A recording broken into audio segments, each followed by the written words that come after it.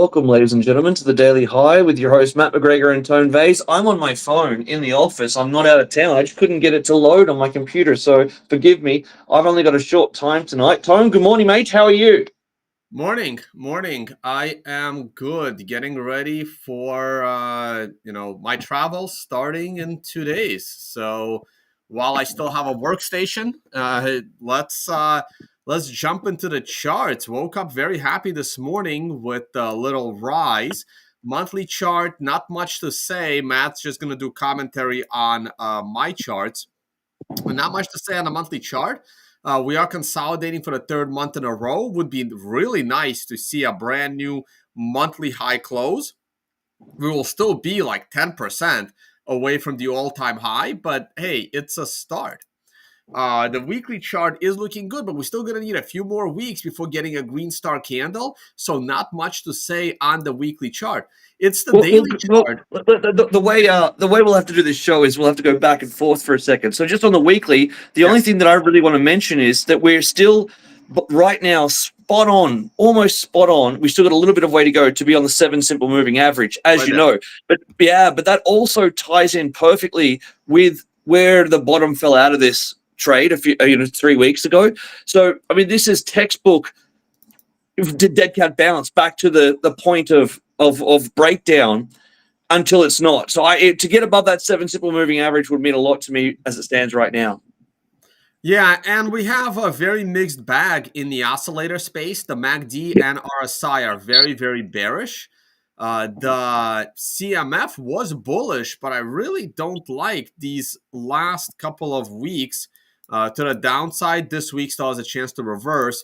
And the EXA is Yeah, still so going down. So we have a bit of a mixed bag here. Volume was also very, very low. So this can still go either way. So the weekly chart right now is in a complete no trade zone for me. It's the daily chart that I find absolutely fascinating. Remember my analogy of the little snowball that started rolling on the yeah, MRI buy, and guess what? This snowball is still rolling. And with sure is, mate. today's Yeah. candle looking like it is, the snowball is starting to pick up a little bit of momentum. We I, have I, one I of I wanted to bully you on last week. I wrote it down here. You can see on right here. It says snowball. No one has ever made a reference to a snowball rolling uphill before, but I appreciate it. right. The snowball is actually rolling uphill, and what started, it started good, and it's still moving.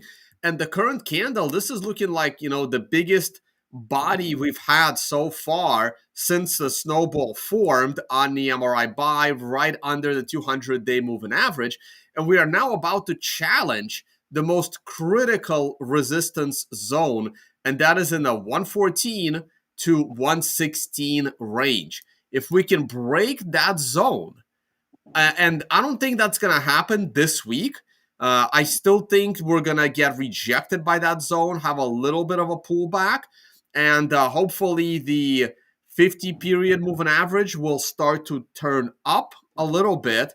How will we know that? I want to do the shift key. I want to go back 50 days.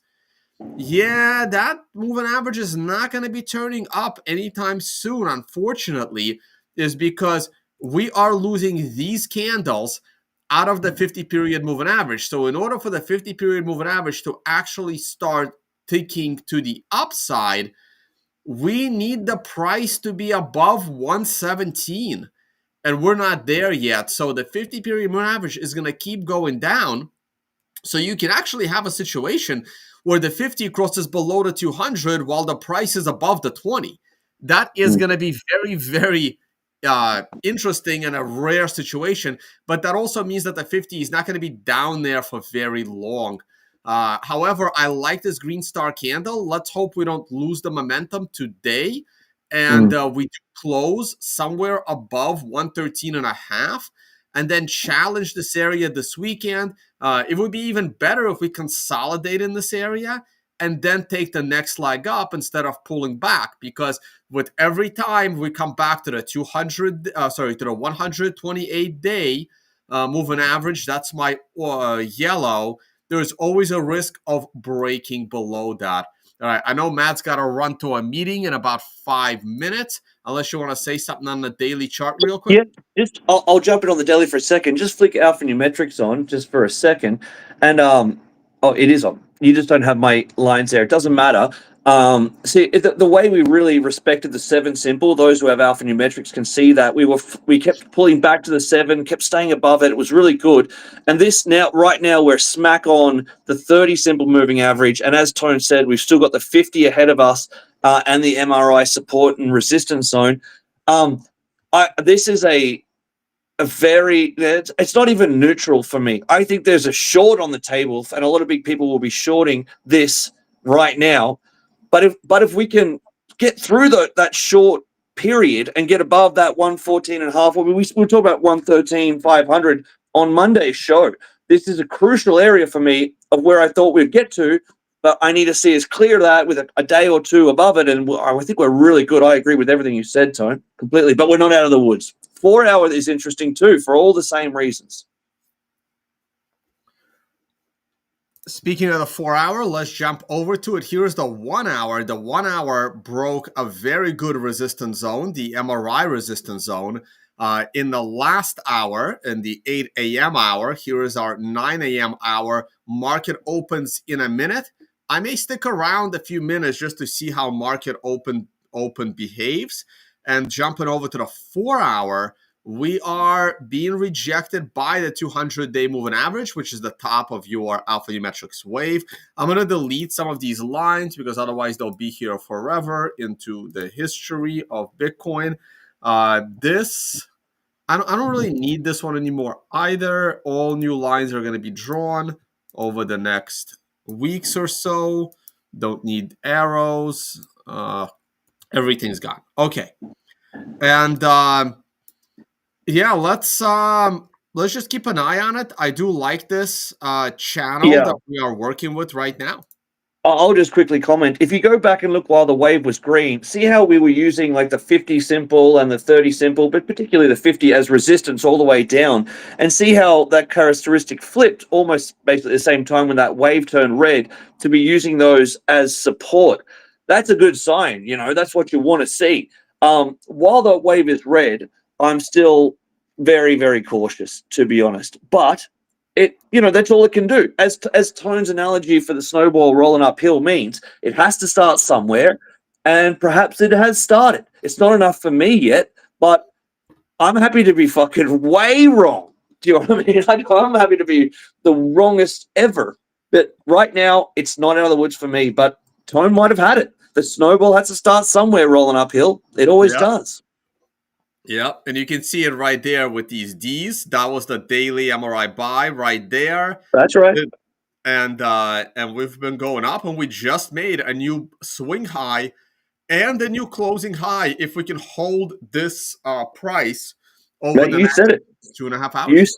You said it. You called it live on this show. Yeah. Tone Bay said that this could be it. This could be a good spot for it to start. The pivot. You said it, man. I didn't say it. You did. The Bitcoin dominance is right on the support line. We're coming off an MRI buy. Let's just stay patient and watch Bitcoin, outpace the competition, which I believe will be the case. I'm going to say goodbye. You stay on the show. Everybody, please like and subscribe. Give Tony's chocolates for making a really, really good call back at the low there. That was terrific. Please like and subscribe, as I said. Hey, go ahead and join the Discord group. You'd be absolutely remiss not to. It's a great, great group in there. And look, I have a lovely day. I'll see you. I'll be with Baloo tomorrow night. So we'll try and do this again on the phone with a show in the pub with Baloo. He's coming out to my place. All right, cool. All right, mate. Thanks, guys. Thank you so much for seeing me. See ya. All right, I just opened up some of your live chat, and let's see if there's any questions. Gold, as I stated in the last show, I would love to see a gold blow off top if we can, have a nice close to this week and then have a massive candle next week, taking us up to the 3,900 area, which could be a little bit of a stretch. But, gold went up $137 last week. So going up another 137 next week, that'd be great. I mean, a top could be made the week after a little bit, because gold is setting up for a beautiful weekly MRI top, and there could be a daily MRI top as well if each day continues to the upside, waiting for the MRI to load on the daily chart. And let's see where we are. Yeah, we can get an MRI top next week as well on the daily. And the monthly is looking interesting as well. I think next month is, no, we still got a few more months to go for a monthly MRI top. So let's see what happens with gold. Here is silver on the daily. Silver is consolidating as well. Silver stop is going to be 50. I don't see how silver can possibly go above 50, but we will see. The gold-silver ratio should be getting ready to reverse. Maybe it already reversed. A 1 to 4 candle correction has made a low, and I'm expecting gold to outpace silver for the rest of the year and probably into next year. Oil, nothing interesting has been happening with oil, so we just skip it these days. S&P 500, the market just opened 3 minutes ago. Here are our 5-minute candles. That was the last candle of yesterday. Here is the, that was the close.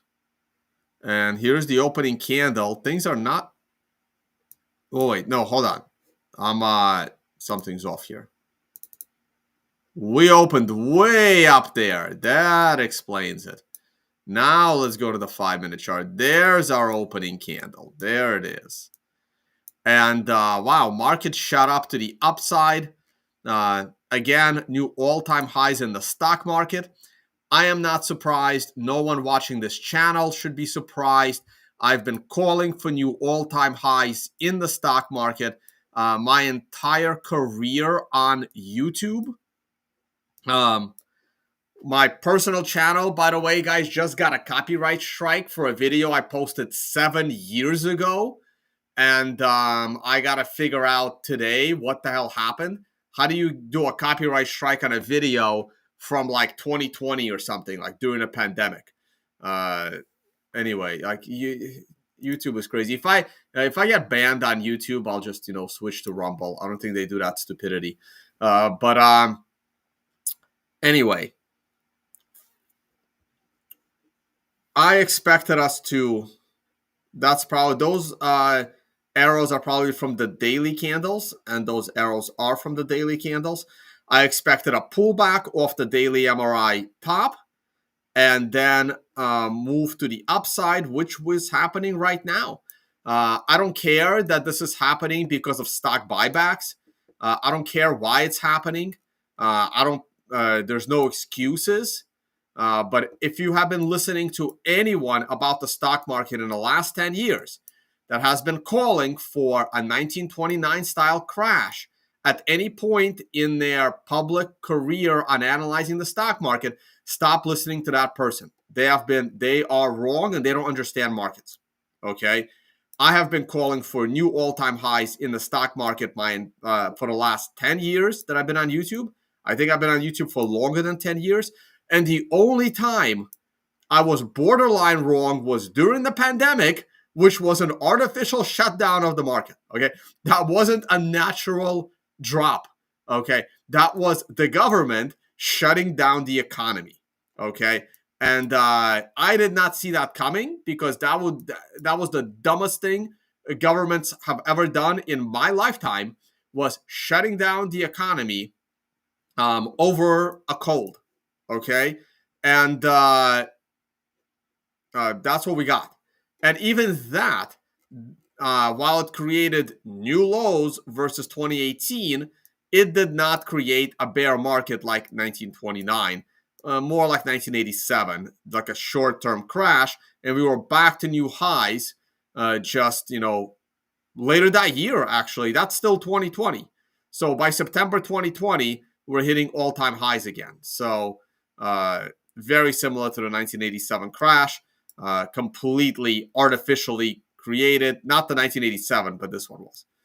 And new all-time highs, and we're going to keep going to new all-time highs. It doesn't matter. Like If companies are buying back their stock, that means there's nothing better they can do with the money. And once there is something better they can do with the money, they'll do that.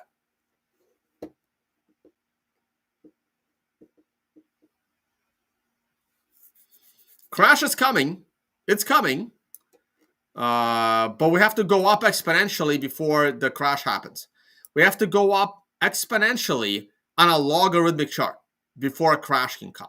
So you're looking at this. Show me this. Let me go to the weekly chart.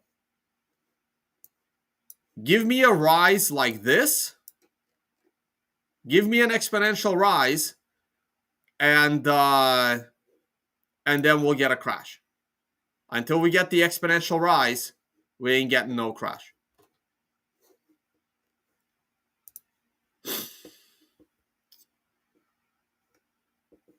All right. No, actually, I don't think this caught up yet. That one's on a delay. Fed funds. Let me look at a couple of stocks and then a peek at Bitcoin. I'm not involved in the Bitcoin Core versus NOTs debate.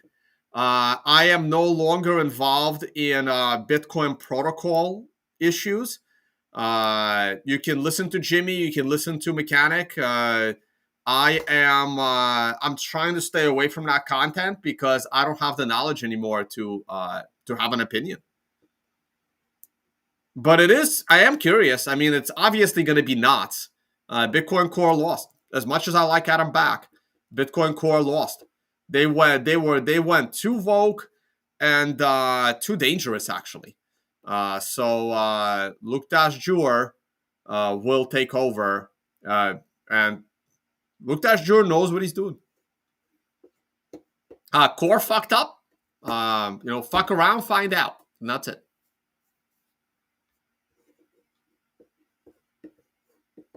It's obviously not. It was obvious. Like, I don't need to be I don't need to be in the weeds of the Bitcoin protocol to know that NOTs was the right way to go.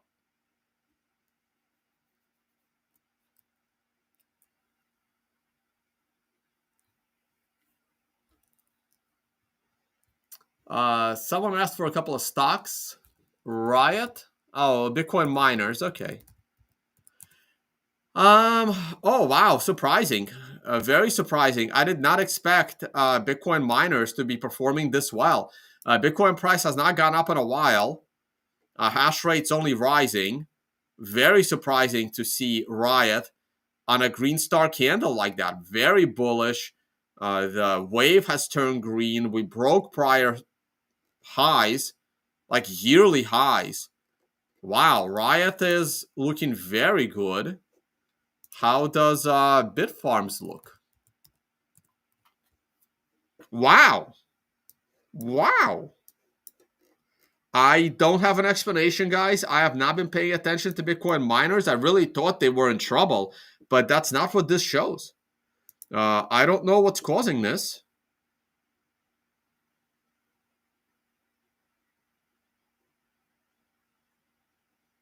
I don't know.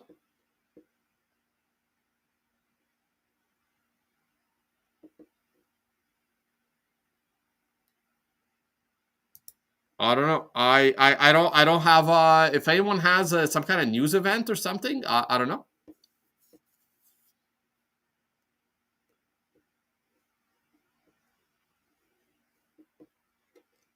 Wow, interesting. Very interesting. Someone is saying I should take a look at Finwiz.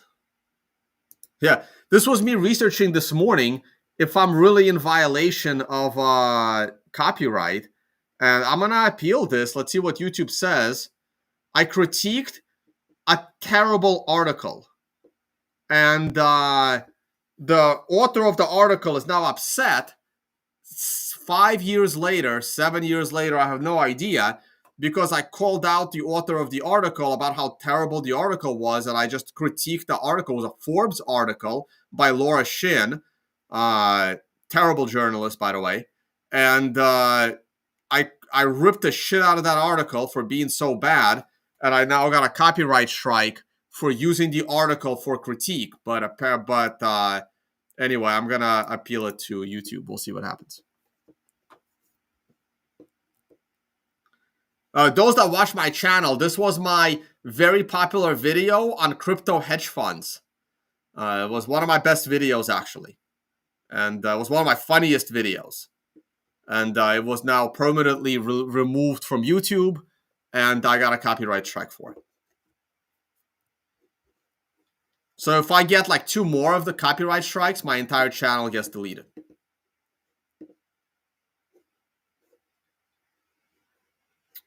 Finwiz.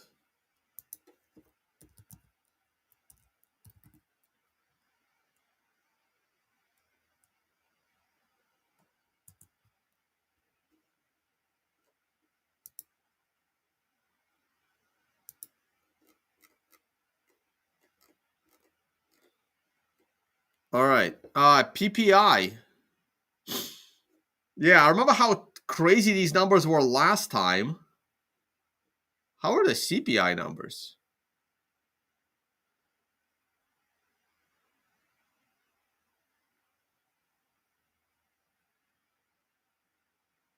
Oh, they adjusted the prior. It was like 0.9 or something.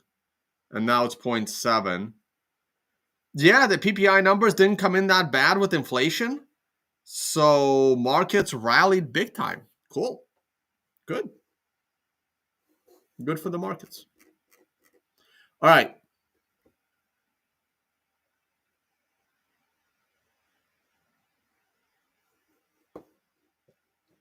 All right, I'll open MSTR and then we'll sneak a peek at Bitcoin and then call it a day. MSTR is not doing as good as Bitcoin is. This is the weekly chart of MSTR. It's now below all the moving averages. And yeah, well, if Bitcoin starts to go to new all-time highs, MSTR should do well. But for now, let me see. Yeah, a weekly MRI buy on MSTR could be interesting. Give it a few more weeks. If it keeps going down while Bitcoin is rallying, could be interesting. And the S&P, oh wow, look at that. Bitcoin new highs, and it fits because S&P is at new highs. So I'm sure S&P is rallying as well. Be careful, that 10 a.m. reversal could be trouble. This is where, if I'm a futures trader, when I was a futures trader, that's the daily. Let me see. Actually, the 10 a.m. could be a breakout to the upside. Ooh, look at this. So technically, we're going into 10 a.m. on a decline because we opened up here. We're still going down. So if we keep going down into 10 a.m., the 10 a.m. reversal could actually be to the upside, even though it's an up market. That's a good sign. Love it. Great. But this is the real resistance. This is the real resistance. It's coming up. Once we break that moving average, you know, like once we get to that 115, that's the middle part. That's the middle of that zone. What does it look like on a 4-hour chart? There's nothing there, really. It's the acceleration line, really, on a 4-hour chart. And on a 1-hour chart, there is nothing there. There is nothing there. We got a long way to go before flipping the alphanumerics wave. All right, guys.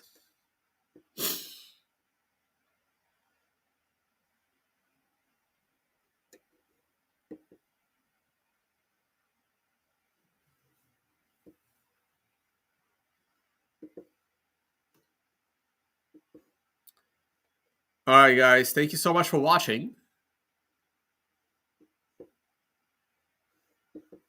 And see you all probably tomorrow. Okay, let's see. Let's see if we can be over 115 by tomorrow. And tomorrow, I may not be as bullish if we're sitting right at resistance, but we got momentum right now. Let's see if we can keep it that way. Later, guys.